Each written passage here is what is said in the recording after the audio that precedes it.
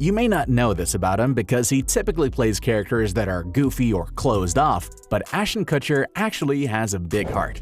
And behind the scenes, he's done more activism work than many so-called celebrity philanthropists. But he's also been in the industry a long time, and he's seen a thing or two, maybe even three. And he recalled a crucial moment in his career that showed him the true nature of elite members of Hollywood, and the mistake he made. So what was Ashton's mistake or transgression against the Hollywood elite? And how did that moment change him and how he moved in the industry? Sit back and relax, because this video will leave you wondering just how much celebrities have to sacrifice for their success, and if it's even worth it.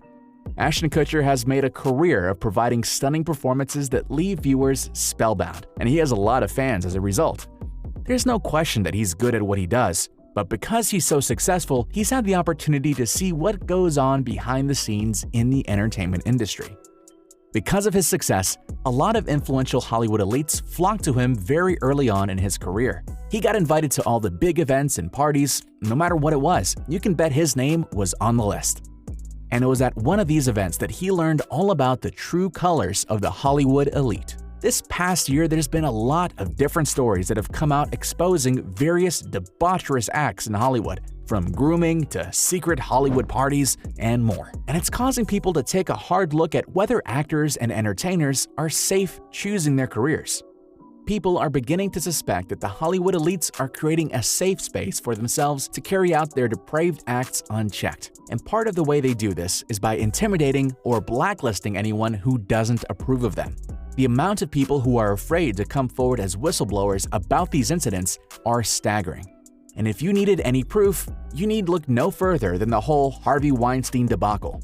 This man was charged with sexual misconduct acts ranging from 2004 to 2013 and included things like 11 counts of rape, sexual battery, and oral copulation. In all, over 80 women made accusations against him. Some of them are big names too, like Gwyneth Paltrow, Rose McGowan, Angelina Jolie, Eva Green. Now he was let go from his production company and he was expelled from the Television Academy. And Georgina Chapman, his wife of 10 years, left him. He denies all of the allegations against him, but he did check into a center for treatment at one point, only to leave after 1 week. He finally turned himself in 2018 and was convicted in 2020 and got a sentence of 23 years. Then, in February of this year, more charges were brought against him and he got an additional 16 years tacked to his sentence. The sickest part of this whole thing with Harvey is that a lot of the accusations came from people who are inexperienced girls and young women just trying to make their way in the industry. But the story doesn't stop at Harvey. How'd he operate and victimize people like that for almost a decade without getting caught? He had to have known someone with a lot of money and power in the industry, right? Well, it just so happens that he's good friends with the ultra-rich television talk show host, Oprah Winfrey. This sort of alliance and protection from other members of the Hollywood elite being brought to light has a lot of people saying that we need to rethink and restructure the way things are done in Hollywood. And it's exactly why stars and celebrities like Ashton Kutcher, Mel Gibson, and Elon Musk are denouncing these Hollywood elites. In this interview for The Late Late Show in Ireland, Mel Gibson spoke about the disturbing trend of sexual harassment in Hollywood. Your heart goes out to the victims, of course, and I'm glad that they spoke up. And I think it's unfortunate that they have to relive the whole thing in order to heal themselves. But, you know, this is what, and the rest of us are subjected to the. And then he was asked about how he felt about accusations in the industry during an interview for his movie, Daddy's Home 2. He said this: "Things got shaken up a little bit, and there's a lot of light being thrown into places where there were shadows, and that's kind of healthy. It's painful, but I think pain is a precursor to change." When we celebrate these actors and celebrities for coming out against the abusers in Hollywood, we have to also remember that they're witnessing the persecution of other people who have been intimidated or blacklisted for making accusations or coming out against these elites and their crimes. And some of them chose to fight the good fight, knowing that it could happen to them too. A movie called The Sound of Freedom was released this month starring Jim Caviezel, and it's about a former Homeland Security agent named Tim Ballard, who was on a mission to save 2 small children, a brother and sister, from a sex trafficking ring. And despite its serious subject matter, people in Hollywood have done everything they could to shut it down, most likely because it depicts how Hollywood elites participate in child trafficking. Whoops. But you'd think that celebrity activists would be out here talking about this movie and having opinions about it. Meanwhile, there are virtual crickets. No one wants to talk about it. and that might be because the elites are threatening celebs to keep quiet. Jim Caviezel says he's definitely felt the backlash of taking the role. I lost agents over this. Yep, 17 years, 15 years. I lost my lawyer over this. Now I understand why all these actors didn't want to do this movie because of this. But not only is he promoting the movie, so is Mel Gibson. One of the most disturbing problems in our world today is human trafficking, and particularly the trafficking of children. Now, the first step in eradicating this crime is awareness. Go see Sound of Freedom. He's not just out here making videos in support of a movie, he actually provided Operation Underground Railroad, OUR, with valuable information about a child sex trafficking ring in the Ukraine.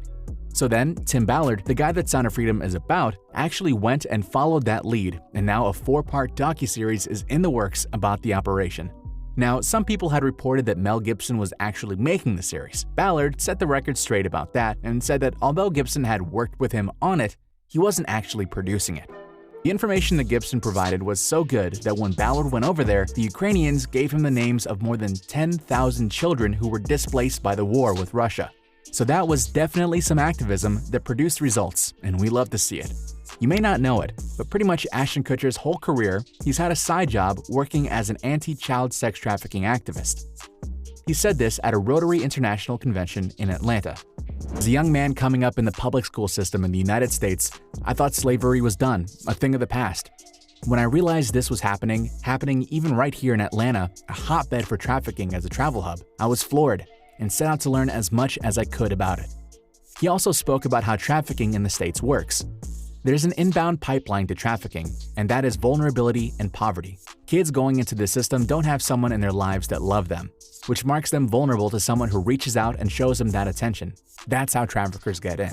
And Ashton isn't just a pretty face in some words. He actually co-founded Thorn, which is an organization that combats child sexual abuse using technology. It's done a lot of good work over the years, including creating the leading victim identification tool in the United States called Spotlight, which is now used by various law enforcement agencies in the country and helps them more quickly identify children who are victims of child sex trafficking. Then, in 2017, Ashton testified in front of a Senate Foreign Relations Committee. Guys, go grab your tissues because you're going to need them by the time he gets done with this speech. As part of my anti-trafficking work, I've met victims in Russia, I've met victims in India, I've met victims that have been trafficked from Mexico, victims in New York and New Jersey and all across our country. I've been on FBI raids where I've seen things that no person should ever see. I've seen video content of a child that's the same age as mine being raped by an American man that was a sex tourist in Cambodia. And this child was so conditioned by her environment that she thought she was engaging in play. I've been on the other end of a phone call from my team asking for my help because we had received a call from the Department of Homeland Security telling us that a 7-year-old girl was being sexually abused and that content was being spread around the dark web. And she had been being abused and they'd watched her for 3 years and they could not find the perpetrator, asking us for help. Honestly, we're not sure why there wasn't a standing ovation in that courtroom right then, but we gave him one over here, so we feel like that counts for something. He went on to describe Spotlight, although not in so much detail as that the bad guys could figure out how it works and get around it. And in an effort to protect its capacity over time, I won't give much detail about what it does, but it's a tool that can be used by law enforcement to prioritize their caseloads. It's a neural net. It gets smarter over time, it gets better, and it gets more efficient as people use it. And it's working. In 6 months, with 25% of our users reporting, we've identified over 6,000 trafficking victims, 2,000 of which are minors. This tool is in the hands of 4,000 law enforcement officials and 900 agencies. And we're reducing the investigation time by 60%. Translation: Ashton doesn't just go out and help rescue victims of child trafficking himself. He created technology and gave it to law enforcement so they could do it too. Somebody get this man a Nobel Prize. It's not just Ashton who is speaking out about the dubious actions of the Hollywood elite. Corey Feldman has spoken up about them too and said this: "The biggest problem in Hollywood is pedophilia. Thanks to whistleblowers like Mel Gibson and Corey Feldman and the painstaking work of Ashton Kutcher, his team and countless law enforcement officials, the truth about what goes on in Hollywood is coming out, and a lot of people who are taking part in these vile acts are facing the music for what they did."